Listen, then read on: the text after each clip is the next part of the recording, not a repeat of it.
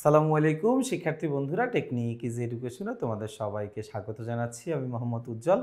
খেয়াল করে দেখো, আজকের এই ক্লাসে আমরা কিন্তু সমাধান করব আমাদের ইজি অ্যাকাউন্টিং বইয়ের রোড টু মিশন 100 সাজেশনের 10ম অধ্যায়, অর্থাৎ তোমাদের সবার অপ্রিয়, তোমাদের জন্য সবার জন্য একটা জমের একটা অধ্যায়, সেটা হচ্ছে 10ম অধ্যায় আর্থিক বিবরণী। এই অধ্যায়ের আমরা 1 নম্বর সৃজনশীলটা সমাধান করব।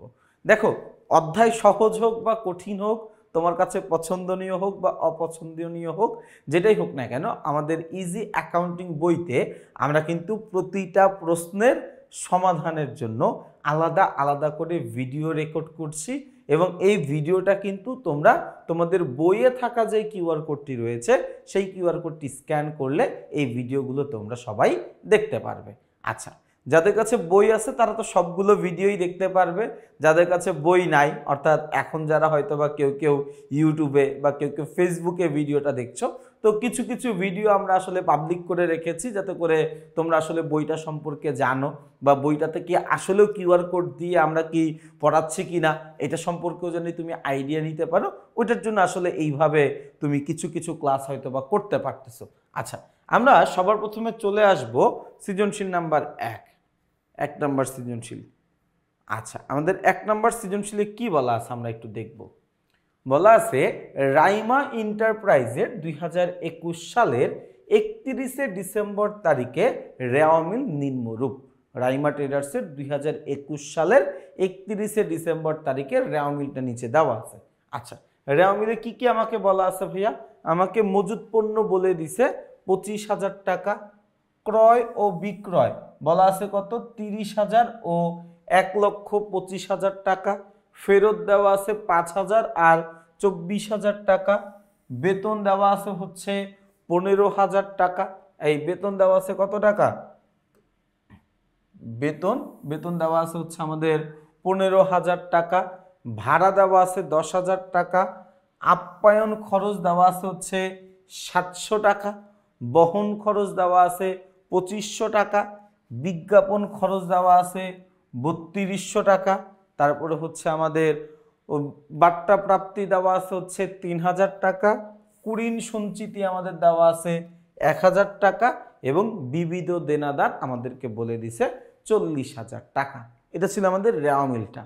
সমন্বয় আমাদেরকে কি বলছে আমরা একটু দেখি। সমন্বয়টা তোমরা সব সময় অঙ্ক করার সময় প্রশ্নের মধ্যে দাগ দিয়ে নিবা। আমি যেরকম করে দাগ দিচ্ছি এরকম করে প্রশ্নের মধ্যে একটু দাগ দিয়ে নিবা সমন্বয়টা, তাহলে ভুল হওয়ার সম্ভাবনাটা অনেকটাই কমে যাবে। বলা আছে সমাপনী মজুত পণ্যের মূল্য 12,000 টাকা। হ্যাঁ, তাহলে আমার সমাপনী মজুত পণ্য কত? সমাপনী মজুত পণ্য 12,000 টাকা। এখানে সমাপনী মজুত পণ্যের মূল্য একটাই দেওয়া আছে, বাট দুইটাও দেওয়া থাকতে পারতো, বাজার মূল্য এবং ক্রয় মূল্য। সেক্ষেত্রে নিয়ম হচ্ছে রক্ষণশীলতার নীতি অনুযায়ী, আমরা জানি রক্ষণশীলতার নীতি অনুযায়ী সমাপনী মজুত পণ্যের বাজার মূল্য এবং ক্রয় মূল্যের মধ্যে যেই দামটা কম আমরা সবসময় ওই দামটা গ্রহণ করব। যেহেতু এখানে একটা দামই দেওয়া আছে, তো আমরা এই দামটাই শুধুমাত্র গ্রহণ করব। আচ্ছা, এরপরে বলা আছে অলিখিত ক্রয়। মনে রাখবা, দুতরফা দাখিলা পদ্ধতির মূল ভিত্তিতে আমরা আসলে কি বলেছিলাম, যে আমাদের প্রতিটা লেনদেনের কমপক্ষে 2টা পক্ষ থাকবে। তো এইখানে সমন্বয়েরও প্রতিটা সমন্বয়ের কাজ হবে কমপক্ষে 2বার। ভাইয়া, প্রত্যেকটা সমন্বয়ের কাজ হবে কমপক্ষে কয়বার? কমপক্ষে 2বার। প্রত্যেকটা সমন্বয়ের কাজ হবে কমপক্ষে কয়বার? কমপক্ষে 2বার কাজ হবে। আচ্ছা, তাইলে এখানে আমরা যদি একটু খেয়াল করে দেখি, অলিখিত ক্রয় 2,000 টাকা, এটার কাজও আসলে 2বার হবে। একবার কাজ হবে ক্রয়ের সাথে, আরেকবার কাজ হবে পাওনাদারের সাথে। আমাদের প্রশ্নে পাওনাদার কি আছে? না, পাওনাদার নাই। এখন তুমি বলতে পারো ভাই 2বার কাজ কিভাবে হয় বা পাওনাদারের সাথে কাজ কিভাবে হয়? একটু খেয়াল করে দেখো, অলিখিত ক্রয়, অলিখিত ক্রয় ভাইয়া এটা জাবেদা হচ্ছে, এটা জাবেদা হচ্ছে ক্রয় হিসাব, ক্রয় হিসাব, ক্রয় হিসাব ডেবিট, আর হচ্ছে পাওনাদার হিসাব বা বিবিধ পাওনাদার হিসাব, তুমি যেটাই বলো না কেন, পাওনাদার, পাওনাদার হিসাব, হিসাব ক্রেডিট। তাইলে এই সমন্বয়টা কয়টা পক্ষকে প্রভাবিত করতেছে? দুইটা পক্ষকে। তো আমি যেহেতু দুইটা পক্ষ পাইলাম না, একটা পক্ষ পাইছি, ওই একটা পক্ষকে আমি আগে আইডেন্টিফাই করে রাখলাম। আচ্ছা, এরপর হচ্ছে ও পণ্য উত্তোলন 1500 টাকা। তো পণ্য উত্তোলন করলে এইটার প্রভাবও পড়ে হচ্ছে দুইবার, একবার ক্রয়ের সাথে পড়ে, একবার উত্তোলনের সাথে পড়ে। আমার এই প্রশ্নে কি উত্তোলন আছে? এই প্রশ্নে উত্তোলন নাই, এই জন্য লিখতে পারলাম না। আচ্ছা, উত্তোলনের সাথে কিভাবে প্রভাবিত হয়? উত্তোলনের সাথে কিভাবে প্রভাবিত হয় ভাইয়া? উত্তোলনের সাথে প্রভাবিত হচ্ছে, আমি যদি পণ্য উত্তোলন করি সেক্ষেত্রে আমার জাবেদা হচ্ছে উত্তোলন হিসাব ডেবিট, আর হচ্ছে ক্রয় হিসাব ক্রেডিট। উত্তোলন হিসাব ডেবিট, ক্রয় হিসাব ক্রেডিট। ভাইয়া, এই আর্থিক বিবরণীর ক্লাসগুলো অনেক বড় হবে, আর্থিক বিবরণীর ক্লাসগুলো অনেক লম্বা হবে, আমি আগেই বলে রাখলাম। তার কারণ আমি এমনভাবে বোঝাবো না যেটাতে আসলে আমি ভিডিও ক্লাসে এসে কিছু কথাবার্তা বলে চলে গেলাম, তোমরা কে কি বুঝতে এটার কোনো ঠিক ঠিকানা নেই। আমি যতক্ষণ পর্যন্ত ক্লাসের মধ্যে আসি আমি এমনভাবেই তোমাদেরকে বোঝানোর চেষ্টা করব যাতে করে যতটুকু আমি বোঝাচ্ছি, যতটুকু আমি আলোচনা করছি, এইটুকু যেন কারো কাছে অবুঝ না থাকে, না বুঝে যেন না থাকো। ঠিক আছে? তাহলে পণ্য উত্তোলন এটাও আসলে দুইটা হিসাবের পক্ষকে প্রভাবিত করে, একটা হচ্ছে আমার ক্রয় হিসাবকে, আরেকটা হচ্ছে আমার উত্তোলন হিসাবকে। তো যেহেতু উত্তোলন নাই, এখানে আমি দাগাইতে পারলাম না। এর বলছে দেনাদারের উপর 3% হারে, দেনাদারের উপর 3% হারে কুঋণ ও সন্দেহজনক দেনা সঞ্চিতি। দেনাদারের উপরে, এই যে দেনাদার কই 3 নাম্বার, এই যে দেনাদারের উপরে আমার কি করা লাগবে? দেনাদারের উপরে আমার 3% হারে কুঋণ ও সন্দেহজনক দেনা সঞ্চিতি ও 2% হারে দেনাদারের বাট্টা সঞ্চিতি ধার্য করতে হবে। তাহলে 3 নাম্বার সমন্বয়ের সাথে কাজ হবে, আমি 3 নাম্বার সমন্বয় লিখে রাখলাম। আরেকটা কাজ হবে হচ্ছে এই কুঋণ বা কুঋণ সঞ্চিতির সাথে, এই যে আমি আরেকটা লিখে রাখলাম কুঋণ সঞ্চিতির সাথে। বোঝা গেছে? আমি সমন্বয়গুলো দাগায় নিলাম। ক নাম্বার প্রশ্নে আসি ভাইয়া। প্রশ্ন নাম্বার ক কি বলা আছে? রাইমা এন্টারপ্রাইজের নিট দেনাদারের পরিমাণ নির্ণয় করো। রাইমা এন্টারপ্রাইজের নিট দেনাদারের পরিমাণ নির্ণয় করো। ওকে ফাইন, আমরা নিট দেনাদারের পরিমাণ বের করব। নিট দেনাদার বের করার একটা সূত্র আমরা জানি, নিট দেনাদার এটা বের করার একটা সূত্র জানি। তার আগে আমি একটু তোমাদের বলে রাখি, অনাদায়ী পাওনা যেই কথা, কুঋণ একই কথা। অর্থাৎ অনাদায়ী পাওনা বলতে আমি যা বুঝি, কুঋণ বলতে আমি একই জিনিসকে বুঝি, একটা আরেকটার সিনোনিম মাত্র। আচ্ছা, নিট দেনাদার এটা বের করার সূত্র কি? এটা বের করার সূত্র হচ্ছে দেনাদার এই দেনাদারের সাথে যোগ করব কি? যোগ অলিখিত বিক্রয়। দেনাদার যোগ অলিখিত বিক্রয়। দেনাদারের সাথে যোগ করব কি? যোগ অলিখিত বিক্রয়। বাদ দিব, নতুন কুঋণ।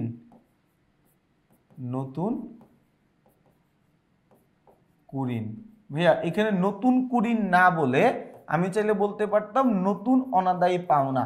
যেহেতু কুঋণ লিখতে জায়গা বা সময় কম লাগবে, এজন্য আমি কুঋণ শব্দটা ব্যবহার করলাম। তুমি এখানে অনাদায়ী পাওনা এই শব্দটাও ব্যবহার করতে পারো। মাইনাস নতুন কুঋণ। আচ্ছা দাঁড়াও, একটু একটা জিনিস। আচ্ছা, এই পর্যন্ত করার পরে এই ক্ষেত্রে আবার কি করা লাগবে জানো? একটু পর আবার আমাকে অ্যামাউন্টটা নামায় ফেলতে হবে। আচ্ছা, এই যে অ্যামাউন্টটা বের হইলো, দেনাদারের সাথে অলিখিত বিক্রয় যোগ করার পরে এই অ্যামাউন্ট থেকে আমি বাদ দিব হচ্ছে নতুন কুঋণ। ওকে, ভালো কথা, আমি কুঋণ বাদ দিলাম। কুঋণ বাদ দেওয়ার পরে যেটা আসবে ওই জায়গা থেকে আমি বাদ দিব নতুন কুঋণ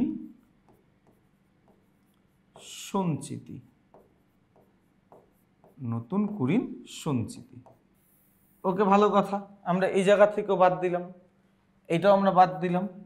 বাদ দেওয়ার পরে যেটা আসবে ওই জায়গা থেকে আমি বাদ দিব বাদ দেনাদারের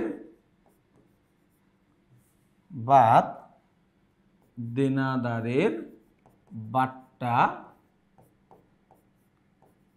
সঞ্চিতি। বাদ দিব কি? দেনাদারের বাট্টা সঞ্চিতি।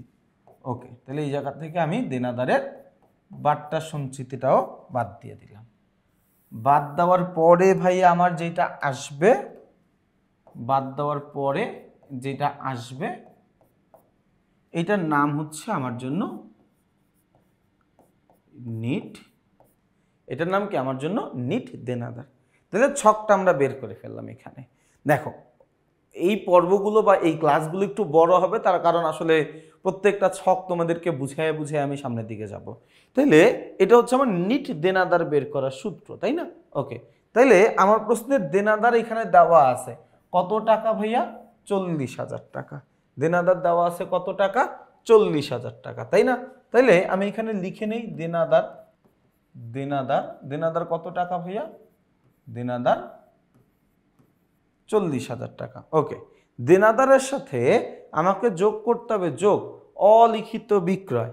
ভাইয়া আমার প্রশ্নে অলিখিত ক্রয় দেওয়া আছে, আমার প্রশ্নে তো অলিখিত বিক্রয়ের পরিমাণ দেওয়া নাই। তাহলে অলিখিত বিক্রয় না থাকলে আমি তো অলিখিত বিক্রয় যোগ করতে পারবো না, তো অলিখিত বিক্রয় বাদ। এরপরে বাদ দিতে হবে নতুন কুরিন বা নতুন অনাদায়ী পাওনা। নতুন কুরিন বা নতুন অনাদায়ী পাওনা এগুলো থাকবে হচ্ছে সমন্বয়। কই থাকবে? সমন্বয়। প্রশ্নে দেখো বলা আছে দেনাদারের উপর 5% হারে কুরিন ও সন্দেহজনক দেনা সঞ্চিতি ধার্য করতে হবে। অর্থাৎ আমার প্রশ্নে কুরিন সঞ্চিতি দেওয়া আছে, কুরিনের পরিমাণ দেওয়া নাই। আমার প্রশ্নে কুরিন সঞ্চিতির পরিমাণ দেওয়া আছে, কুরিনের পরিমাণ দেওয়া নাই। তো কুরিন না দেওয়া থাকলে কি আমি বাসা থেকে ধইরা নিয়ে আসবো? তাহলে নতুন কুরিনও পাইলাম না। এরপরে বাদ দিব বাদ কুরিন সঞ্চিতি। তাহলে এই জায়গা থেকে বাদ দিই বাদ কুরিন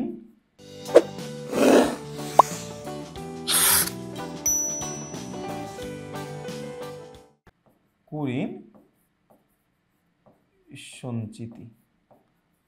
বাদ দিব কি? বাদ কুরিন সঞ্চিতি। আচ্ছা, কুরিন সঞ্চিতি কত পার্সেন্ট বলছে ভাইয়া?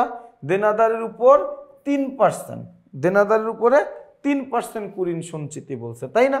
এই দেনাদারের উপরে কত পার্সেন্ট বলছে ভাইয়া? দেনাদারের উপরে 3% বলছে। একটু খেয়াল করো ভাইয়া, দেনাদারের উপরে কত পার্সেন্ট বলছে? দেনাদারের উপরে আমাকে 3% কুরিন বলছে। ভাইয়া দেনাদারের উপরে 3%, তাই না? দাঁড়াও এটা একটু দিকে চাপায় নেই। মাইনাস কুরিন সঞ্চিতি কত পার্সেন্ট? 1 2 3 4 ইন্টু 3%। ওকে, তাইলে 1 2 3 4 40,000 ইন্টু 3% করলে কত আসে ভাইয়া? করলে আসে হচ্ছে 1200 টাকা। করলে আসে কত? 1200 টাকা। তাহলে এই পর্যন্ত তুমি যোগ বিয়োগটা করে ফেলো। এই পর্যন্ত তুমি যোগফলটা নামাও ভাই, এই পর্যন্ত তুমি যোগফলটা নামাও। ওকে, এই পর্যন্ত যোগফল নামাইলে আমার 40,000 1 2 3 4 মাইনাস 1200, তো এই জায়গা থাকে কত? 38,800। 38,800। এইখান থেকে আমাকে বাদ দিতে হবে বাদ দেনাদারের বাট্টা সঞ্চিতি। বাট্টা সঞ্চিতি কত পার্সেন্ট বলছে? 2%। 2%, তাইলে আমার বের হইছে কত? 38,800। 38,800 ইন্টু 2%। তাহলে এই যে আমার 38,800 ইন্টু 2% করলে কত আসে ভাইয়া? আসে হচ্ছে 776 টাকা। আসে কত? 776 টাকা। ওকে, তাইলে এই পর্যন্ত আমরা করি, এখানে এই পর্যন্ত আমরা করি। তাইলে 38,800 মাইনাস 776, তাহলে এখানে আমার আসবে কত? আসবে হচ্ছে 38,024 টাকা এবং এটার নাম হচ্ছে নিট দেনাদার। নিট দেনাদার। দেখি তো ভাই আমাদের উত্তর কি এইটাই? আমাদের উত্তর কি এইটাই? হ্যাঁ, এই যে দেখো আমাদের উত্তর ৩৮,০২৪ টাকা। উত্তর কত? ৩৮,০২৪ টাকা। তাহলে আমরা খুব সুন্দর মতো ক নাম্বার প্রশ্নটা করে ফেলতে পারলাম, তাই না? ওকে, খ নাম্বার প্রশ্নে আমাকে বলছে উপর্যুক্ত তথ্যের আলোকে মোট মুনাফা বা ক্ষতির পরিমাণ নির্ণয় করো। ভাইয়া মোট মুনাফা বের করার সূত্র কি? মোট মুনাফা বের করার একদম সহজ সূত্র হচ্ছে নিট বিক্রয় মাইনাস বিক্রিত পণ্যের ব্যয়। নিট বিক্রয় মাইনাস বিক্রিত পণ্যের ব্যয়। এখন নিট বিক্রয় কেমনে বের করে? বিক্রয় যোগ অলিখিত বিক্রয় বাদ বিক্রয় ফেরত বাদ বিক্রয় বাট্টা বাদ মুনাফাবিহীন বিক্রয়। তাইলে আমার নিট বিক্রয়টা বের হয়ে যাচ্ছে। আবার বিক্রিত পণ্যের ব্যয় বের করার সূত্র হচ্ছে প্রারম্ভিক মজুত পণ্য যোগ নিট ক্রয় যোগ সকল প্রকার প্রত্যক্ষ খরচ বাদ সমাপনী মজুত পণ্য। নিট ক্রয় আবার বের করে কেমনে? নিট ক্রয় বের করার সূত্র হচ্ছে ক্রয় যোগ অলিখিত ক্রয় বাদ ক্রয় ফেরত বাদ ক্রয় বাট্টা বাদ পণ্য উত্তোলন বাদ বিনামূল্যে পণ্য বিতরণ বাদ মুনাফাবিহীন বিক্রয়। তাইলে আমার কি বের হয়ে যায়? আমার বের হয়ে যায় হচ্ছে নিট ক্রয়ের পরিমাণ, তাই না? এই সবগুলোর জন্য আমাদের এইখানে দেখো আমরা তোমাদের জন্য খুব সুন্দর আমি একটু ব্যবস্থা করে রাখছি। এই যে দেখো মোট লাভ। মোট লাভ বের করার সূত্র হচ্ছে নিট বিক্রয় মাইনাস বিক্রিত পণ্যের ব্যয়। নিট বিক্রয় মাইনাস বিক্রিত পণ্যের ব্যয়। আচ্ছা, নিট বিক্রয় বের করে কেমনে? বিক্রয় যোগ অলিখিত বিক্রয় বাদ বিক্রয় ফেরত বাদ বিক্রয় বাট্টা বাদ মুনাফাবিহীন বিক্রয়। এই সূত্রটা ব্যবহার করলে আমরা নিট বিক্রয় বের করতে পারি। আবার বিক্রিত পণ্যের ব্যয় বের করার সূত্র প্রারম্ভিক মজুত পণ্য যোগ নিট ক্রয় যোগ সকল প্রকার প্রত্যক্ষ খরচ বাদ সমাপনী মজুত পণ্য। আচ্ছা, তাইলে এই জায়গায় একটু খেয়াল করে দেখো। আবার নিট ক্রয় বের করার সূত্রটা এই যে নিট ক্রয় ক্রয় যোগ অলিখিত ক্রয় বাদ ক্রয় ফেরত বাদ ক্রয় বাট্টা বাদ পণ্য উত্তোলন বাদ মুনাফা বিনামূল্যে পণ্য বিতরণ বাদ মুনাফাবিহীন বিক্রয়। এই কয়েকটা জিনিস বাদ দিলে নিট ক্রয় আসে। এবং আমাদের প্রত্যক্ষ খরচের পরিমাণ আমরা জানি ক্রয় পরিবহন মজুরি আমদানি শুল্ক জাহাজ ভাড়া ডক চার্জ কারখানা ভাড়া ও বিদ্যুৎ এবং জ্বালানি খরচ, তাই না? তাহলে এগুলো সব যখন আমি জানবো তখন এই যে দেখো আমার মোট মুনাফা বের করার অ্যাকচুয়াল ছক হচ্ছে এইটুকু। পুরোটা একটা বোর্ডে দেখানো সম্ভব না। হ্যাঁ, এই যে এইটুকু হচ্ছে আমার অ্যাকচুয়ালি নিট মুনাফা বের করার সূত্র। তো এই জিনিসগুলো তোমরা বইয়ের বেসিকের অংশে পাবা। বইয়ের বেসিকের অংশে আমি এই জিনিসগুলো আলোচনা করে দিছি। এখন অঙ্কের খাতিরে যতটুকু দেখানো দরকার পড়তেছে আমি ওইটুকু তোমাদেরকে দেখাচ্ছি আর কি। আচ্ছা, তাইলে আমার সবার প্রথমে এখন কাজ হচ্ছে নিট বিক্রয় বের করা। নিট বিক্রয় বের করার জন্য বিক্রয়ের সাথে কি কি আইটেম লাগবে? বিক্রয় যোগ অলিখিত বিক্রয় বাদ বিক্রয় ফেরত বাদ বিক্রয় বাট্টা বাদ মুনাফাবিহীন বিক্রয়, তাই না? আচ্ছা, এই যে দেখো বিক্রয় এই যে আগে ক্রয় এরপরে বিক্রয়, তাহলে আগের টাকাটা ক্রয়ের পরের টাকাটা বিক্রয়। তাহলে বিক্রয় কত টাকা ভাইয়া? বিক্রয় হচ্ছে 1,25,000 টাকা। বিক্রয় কত? 1,25,000। তাহলে এই যে আমি বিক্রয় লিখলাম কত? 1,25,000 টাকা। বিক্রয় আমি লিখলাম কত? 1,25,000 টাকা। এরপরে বিক্রয়ের সাথে আমার যোগ করতে হবে যোগ অলিখিত বিক্রয়। আমার এই পুরো প্রশ্নে দেখো তো ভাইয়া অলিখিত বিক্রয় নামে কোনো হিসাব কোনো এন্ট্রি এরকম কোনো কিছু কি বলা আছে? অলিখিত বিক্রয় নামে কোনো হিসাব কোনো এন্ট্রি এগুলো কোনো কিছু বলা আছে? কিচ্ছু বলা নেই। এগুলো কিচ্ছু বলা নাই, তাই না? তাইলে এগুলো আসবে না। এরপর বাদ দিতে হবে বাদ বিক্রয় ফেরত। এই যে দেখো একটা ফেরত নামের এন্ট্রি দেওয়া আছে, কিন্তু আমাকে বলে দেয় নাই কোনটা ক্রয় ফেরত কোনটা বিক্রয় ফেরত। বলে দিছে, আমাকে বলে নাই। আমি মনে রাখবো এইভাবে যে বিক্রয় যদি ক্রেডিট হয় বিক্রয় ফেরত ডেবিট। বিক্রয় যদি ক্রেডিট হয় তাহলে বিক্রয় ফেরত কি হবে? ডেবিট হবে। তাহলে ভাইয়া এই যে বিক্রয় ফেরতের এখানে ডেবিট 5,000 টাকা। ওকে, ফাইন। তাহলে আমি এখানে লিখে নিলাম বিক্রয় ফেরত বাদ বিক্রয় ফেরত কত? 5,000 টাকা। ওকে, বিক্রয় ফেরতের পরে বাদ দিতে হবে বাদ বিক্রয় বাট্টা বাদ মুনাফাবিহীন বিক্রয়। দেখো ভাইয়া আমার এই পুরো প্রশ্নে কোথাও কিন্তু এই ধরনের এন্ট্রি বা হিসাব দেওয়া নাই। তার মানে এই যে আমি যতটুকু করলাম, বিক্রয় থেকে বিক্রয় ফেরত বাদ দিলাম, 1,25,000 টাকা থেকে 5,000 টাকা বাদ দিলাম, তাহলে আমার থাকতেছে কত? 1,20,000 টাকা। এই 1,20,000 টাকাই আমার জন্য নিট বিক্রয়। 1,20,000 টাকায় আমার জন্য কি? নিট বিক্রয়। তাহলে আমি নিট বিক্রয় বের করতে পারলাম, তাই না? ওকে, এরপরে বের করবো হচ্ছে বাদ বিক্রিত পণ্যের ব্যয়। বিক্রিত পণ্যের ব্যয় গিয়ে কাজ কি ভাইয়া? বিক্রিত পণ্যের ব্যয় গিয়ে প্রধান কাজ হচ্ছে আগে প্রারম্ভিক মজুত পণ্য লেখা। আমার প্রশ্নে এই যে দেখো প্রারম্ভিক মজুত পণ্য বলা আছে 1/1/2021। প্রারম্ভিক মানে কি? বছরের শুরুর তারিখ। মজুত পণ্য মানে তো মজুত পণ্য। প্রারম্ভিক মজুত পণ্য মানে বছরের 1 তারিখের মজুত পণ্যগুলা। বছরের 1 তারিখের মজুত পণ্য 1/1/2021 বলাই আছে। কত টাকা ভাইয়া? 25,000 টাকা। ভাইয়া কত টাকা? 25,000 টাকা। তাহলে এই যে দেখো প্রারম্ভিক মজুত পণ্য আমি লিখে রাখলাম 25,000 টাকা। এরপরে নিট ক্রয় বের করতে হবে। নিট ক্রয় সূত্র কি? ক্রয় যোগ অলিখিত ক্রয় বাদ ক্রয় ফেরত বাদ ক্রয় বাট্টা বাদ বিনামূল্যে পণ্য বিতরণ বাদ পণ্য উত্তোলন বাদ মুনাফাবিহীন বিক্রয়। তাহলে আমার প্রশ্নে ক্রয় দেওয়া ছিল কত? 30,000 টাকা, তাই না? এই যে দেখো ভাইয়া প্রশ্নে ক্রয়, ভাইয়া ক্লাসটা যখন করতেছো বইটা একটু সামনে নিয়ে রাখো, অর্থাৎ আমি যা বলি একটু প্রশ্নের দিকে তাকায়া এই জিনিসটাকে একটু কানেক্ট করার চেষ্টা করো। আমি তোমাকে যা বলতেছি এটা একটু তুমি তোমার বইয়ের দিকে তাকাও, ইজি অ্যাকাউন্টিং বইয়ের প্রশ্নের দিকে তাকাও, তাকায়া একটু বইয়ের সাথে রিলেট করার চেষ্টা করো। অর্থাৎ একটু আমার দিকে তাকাও, একটু বইয়ের দিকে তাকাও, একটু বইয়ের দিকে তাকাও, একটু আমার দিকে তাকাও, এরকম করে ক্লাসটা করো। হ্যাঁ, আচ্ছা, তাহলে ফের ক্রয়, ক্রয় দেওয়া আছে কত টাকা? এই যে ক্রয় দেওয়া আছে 30,000। আর ক্রয় ফেরত কত? ক্রয় ফেরত হচ্ছে 2,400 টাকা। ক্রয়ের সাথে দুই নম্বরের সমন্বয় ছিল, একটা হচ্ছে অলিখিত ক্রয় আর একটা হচ্ছে পণ্য উত্তোলন। তাইলে আমি ক্রয়ের সাথে আগে পণ্য অলিখিত ক্রয়, এই যে ক্রয়, ক্রয়ের সাথে যোগ করব অলিখিত ক্রয়। 30,000 আর 2,000 যোগ করলে 32,000। এরপরে বাদ দিব ক্রয় ফেরত। 32,000 টাকা থেকে 2,400 টাকা বাদ দিলে থাকবে 29,400। এরপরে বাদ দিব পণ্য উত্তোলন 1,500 টাকা। তাহলে 29,600 থেকে আমি যদি 1,500 টাকা বাদ দেই তাহলে আমার থাকবে কত? 28,100 টাকা। থাকবে কত? 28,100 টাকা। ওকে, নিট ক্রয় লিখে ফেললাম।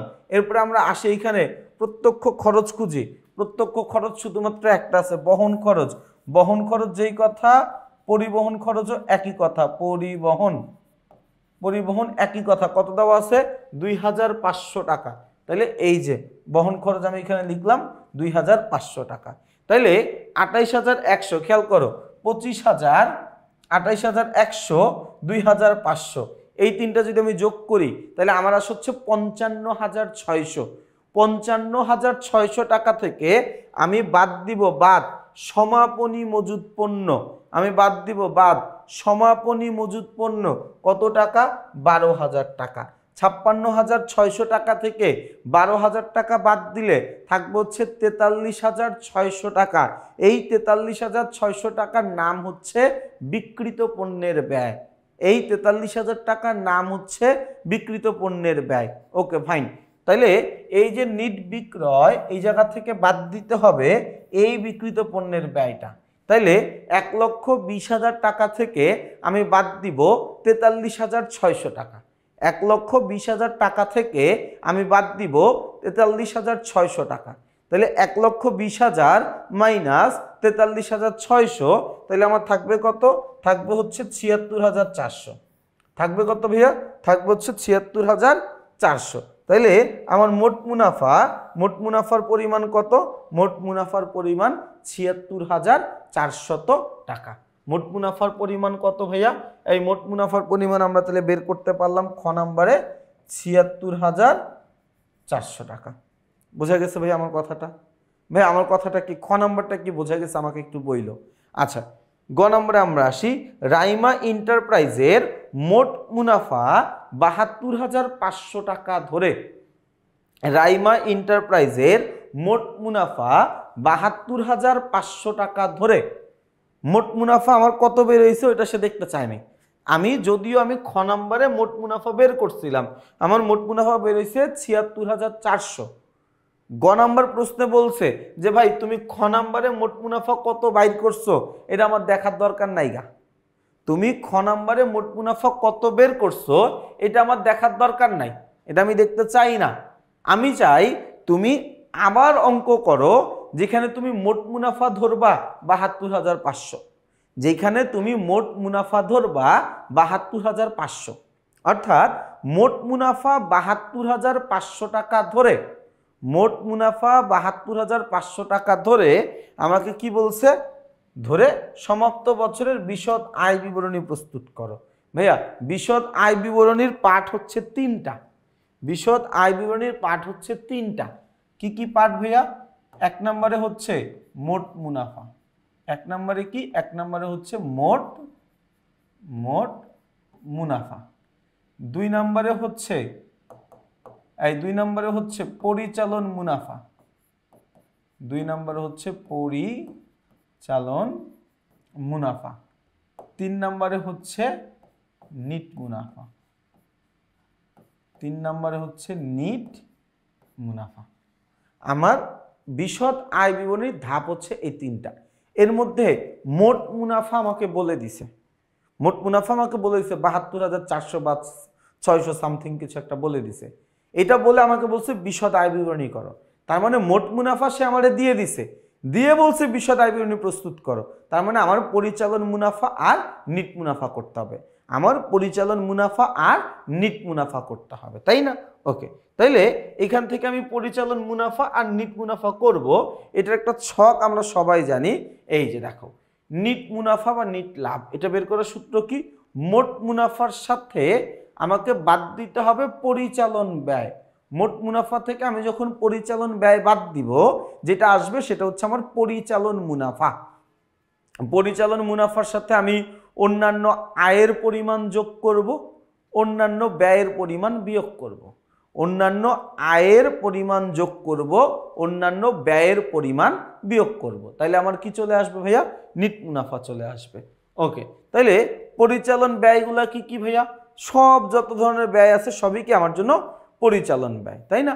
ওকে, তাইলে আমরা এই জায়গাটায় আসি, আমরা একটু উত্তরটা বের করে নিই, যেহেতু আমরা উত্তর দেখে দেখে আসলে তোমাদেরকে বোঝাবো, পুরো অঙ্কটা তার এখন একবারে করা সম্ভব না, মানে এটা একদমই পসিবল না, আমরা চাইলে এটা করতে পারবো না, এখানে আমরা উত্তর দেখে দেখে একটু করব। ওকে, প্রশ্নে মোট মুনাফা এটা আমাদের প্রশ্নে দেওয়া ছিল কত, ৭২,৫০০ টাকা, ৭২,৫০০।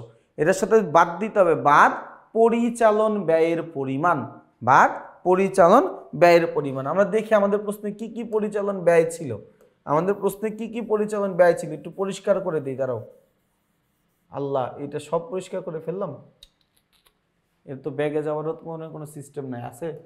ওরে কি করলাম এটা, আচ্ছা যেটা মুছে ফেলছি, হারানো জিনিস আর ফিরে পাওয়া সম্ভব না, ঠিক আছে? ওকে, লাগবে না আমাদের। আচ্ছা দেখো এখানে তাকাও ভাইয়া, আমার পরিচালন ব্যয়ের পরিমাণ কি কি আছে, বেতন একটা পরিচালন ব্যয়, ভাড়া একটা পরিচালন ব্যয়, আপ্যায়ন একটা পরিচালন ব্যয়, বিজ্ঞাপন একটা পরিচালন ব্যয়। তাহলে বেতন, ভাড়া, আপ্যায়ন, তারপরে হচ্ছে বিজ্ঞাপন, এগুলো একটু আমরা লিখে নিই। তাহলে পরিচালন ব্যয়, বেতন লিখলাম, ভাড়া লিখলাম, আপ্যায়ন লিখলাম। বিজ্ঞাপনের মধ্যে ঝামেলাটা কি, বিজ্ঞাপনের মধ্যে ঝামেলা কি, এই যে দেখো বিজ্ঞাপন বলছে 4 বছরের জন্য 32,000 টাকা, এটা একটু বুঝো ভাইয়া, বলছে বিজ্ঞাপন 4 বছর জন্য 3200 টাকা, 3200 টাকা, তাই না? ওকে, আমার অঙ্ক কত সালে, 2021 সালে। তাইলে আমি একটু ধরে নেই, আমার এই বিজ্ঞাপন 4 বছরের জন্য যেহেতু, তাইলে 2021, 2022, 2023, 2024, 4 বছরের জন্য। তাহলে 2021 সালের জন্য 800 টাকা, 2022 সালের জন্য 800 টাকা, 2023 সালের জন্য 800 টাকা, 2024 সালের জন্য 800 টাকা, এই মোট হচ্ছে 3200 টাকা, তাই না? তাহলে খেয়াল করে দেখো, আমাদের অঙ্ক যেহেতু 4 বছরে, তো 21 সাল থেকে 21, 22, 23, 24, তো যেহেতু আমাকে 4 বছরে বলছে কত টাকা, 3200 টাকা, তার মানে প্রতি বছরে আমার 800 টাকা করে, তাই না? 4 বছরের টাকা আমি দিছি ভাইয়া, কয় বছর, 4 বছরের টাকা দিছি। তাইলে আমি তোমাকে বলতে পারি যে এই যে 3 বছরের টাকা, এই টাকাটা আমি তাকে অগ্রিম দিছি, এই টাকাটা আমি তাকে অগ্রিম দিছি। বিজ্ঞাপনের ক্ষেত্রে, বিজ্ঞাপনের পক্ষে বা যখন আমি বিজ্ঞাপনের হিসাব করব তখন বিজ্ঞাপনের অগ্রিমকে বলা হয় বিলম্বিত। বিজ্ঞাপনের অগ্রিমকে কি বলা হয়? বলা হয় হচ্ছে বিলম্বিত। তাইলে এই 800 800 800 3800 যোগ করলে কত? 2400 টাকা, তাই না? যোগ করলে কত? 2400 টাকা। তাই মানে আমি বলতে পারি অগ্রিম বিজ্ঞাপনের পরিমাণ 2400 টাকা। আর এই বিজ্ঞাপন বাবদ খরচের পরিমাণ, বিজ্ঞাপন বাবদ খরচের পরিমাণ 800 টাকা। বিজ্ঞাপন বাবদ খরচের পরিমাণ 800 আর অগ্রিম বিজ্ঞাপন বা বিলম্বিত বিজ্ঞাপনের পরিমাণ হচ্ছে 2400 টাকা। ভাইয়া তুমি যখনই আর্থিক বিবরণীর কোনো অঙ্ক করবা তখন দুইটা কথা মাথায় রাখবা, সেটা হচ্ছে বকেয়া থাকলে যোগ। কি বকেয়া আছে, কার বকেয়া আছে, এত কিছু দেখার দরকার নাই। বকেয়া আছে তার মানে যোগ করতে হবে, আর অগ্রিম আছে, অগ্রিম আছে তার মানে বিয়োগ করতে হবে। ভাইয়া আমার কথাটাকে আমি তোমাকে বুঝাইতে পারতেছি? ভাইয়া আমার কথাটাকে আমি তোমাকে বুঝাইতে পারলাম? বকেয়া থাকলে যোগ, অগ্রিম থাকলে বিয়োগ। তাইলে এই জায়গায় একটু খেয়াল করে দেখো, আমার এই 3200 টাকার মধ্যে, আমার এই 3200 টাকার মধ্যে অগ্রিম আছে কত? অগ্রিম আছে 2400 টাকা। তাহলে এটা আমার কি করা লাগবে? বিয়োগ করে দেওয়া লাগবে না? এটা আমার কি করা লাগবে? বিয়োগ করে দেওয়া লাগবে না? এই জন্য দেখো বিজ্ঞাপন খরচ 3200 মাইনাস বিলম্বিত কত? বিলম্বিত হচ্ছে 2400। এখন তুমি বলতে পারো ভাই এই ক্যালকুলেশনটা কেমনে করে? দেখো আমাকে বলেই দিছে বিজ্ঞাপন 4 বছরের জন্য। বিজ্ঞাপন খরচ কয় বছরের জন্য? 4 বছরের জন্য। তার মানে আমি বিজ্ঞাপন খরচ বাবদ যত টাকা দিছি এটা কয় বছরের জন্য দিছি? 4 বছরের জন্য দিছি। তাইলে বিজ্ঞাপনের টাকাকে আমি যদি 4 দিয়ে ভাগ করি, অগ্রিম দিছি কয় বছরের জন্য? 3 বছরের জন্য। তাহলে আমি 3 দিয়ে গুণ করব, 4 দিয়ে ভাগ 3 দিয়ে গুণ, 4 দিয়ে ভাগ 3 দিয়ে গুণ, তাইলে আমার বিলম্বিত বিজ্ঞাপনের পরিমাণটা এখানে বের হয়ে যাচ্ছে। তাহলে এই জায়গায় আমি লিখলাম বিলম্বিত বিজ্ঞাপনের পরিমাণ। এরপর আমার কি আছে ভাইয়া? অনাদায়ী পাওনা বা অনাদায়ী পাওনা সঞ্চিতি রিলেটেড জিনিসটা। ভাইয়া তোমাকে একটা সুন্দর কথা আমি বলে রাখি, যখনই তোমাকে অনাদায়ী পাওনা বা অনাদায়ী পাওনা সঞ্চিতি এই ধরনের কোনো কথা তোমাকে বলবে, তুমি এই পিছনের এই 4টা লাইন এই সিকোয়েন্সে, পিছনের এই 4টা লাইন এই সিরিয়ালে তুমি লিখে ফেলবা। সেটা কি কি? পুরাতন অনাদায়ী পাওনা যোগ নতুন অনাদায়ী পাওনা যোগ নতুন অনাদায়ী পাওনা সঞ্চিতি বা পুরাতন অনাদায়ী পাওনা সঞ্চিতি। বা অনাদায়ী পাওনা সঞ্চিতির জায়গায় তুমি আসলে এখানে অনাদায়ী পাওনার জায়গায় তুমি আসলে কুরিন শব্দটা ব্যবহার করতে পারো। তুমি চাইলে এখানে লিখতে পারো পুরাতন কুরিন যোগ নতুন কুরিন যোগ নতুন কুরিন সঞ্চিতি বা পুরাতন কুরিন সঞ্চিতি। পুরাতন কুরিন যোগ নতুন কুরিন যোগ নতুন কুরিন সঞ্চিতি বা পুরাতন কুরিন সঞ্চিতি। তাইলে এখানে আমরা একটু প্রশ্নের দিকে তাকাবো। আমার এই প্রশ্নে কোথাও কি কুরিন দেওয়া আছে? আচ্ছা এগুলো পাবো কোথায়, তাই না? এগুলো পাবো কোথায়? দেখো পুরাতন দুইটা, পুরাতন কুরিন এবং পুরাতন কুরিন সঞ্চিতি, এই দুইটা আমি পাবো হচ্ছে রেওয়া মিলের মধ্যে। এই দুইটা কোথায় পাবো? রেওয়া মিলের মধ্যে। নতুন দুইটা আমি কোথায় পাবো? সমন্বয়ের মধ্যে, তাই না? তাইলে আমি একটু প্রশ্নের মধ্যে দেখি, আমার প্রশ্নের এই প্রশ্নে কোথাও কি আমাকে কুরিনের পরিমাণ বলে দিছে? রেওয়া মিলের দিকে তাকাও, রেওয়া মিলের দিকে তাকাও, দেওয়া আছে প্রশ্নে কোথাও কুরিন দেওয়া আছে? প্রশ্নে কোথাও কুরিন দেওয়া নাই। তাইলে আমার পুরাতন কুরিন এই টাকাটা কত? এই টাকাটা হবে 0 যোগ নতুন কুরিন। নতুন কুরিন পাওয়া যাবে সমন্বয়।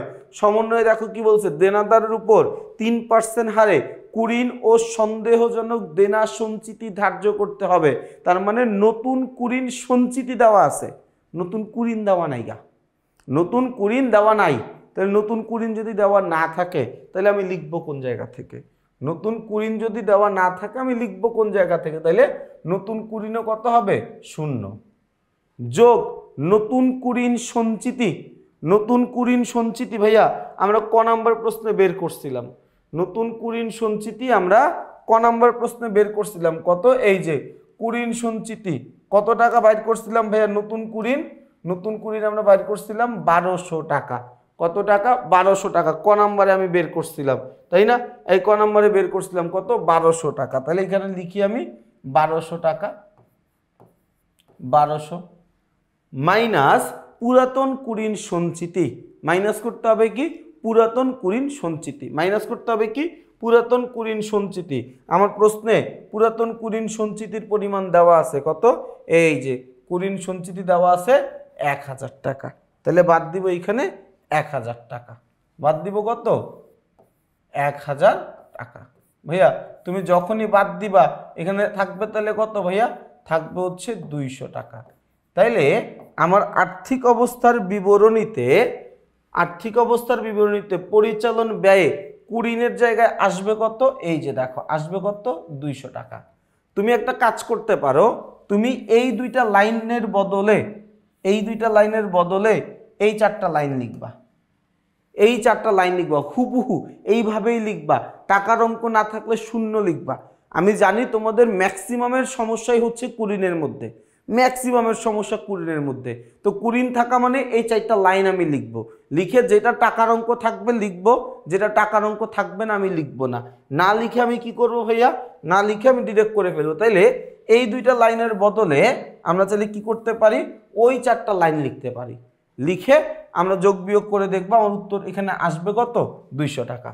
এরপর হচ্ছে দেনাদারের বাট্টা সঞ্চিতি। এটা আমরা ক নাম্বারে বের করছিলাম। দেনাদারের বাট্টা সঞ্চিতি এই যে দেখো ক নাম্বার প্রশ্নে আমরা বের করছিলাম। দেনাদারের বাট্টা সঞ্চিতি 776 টাকা।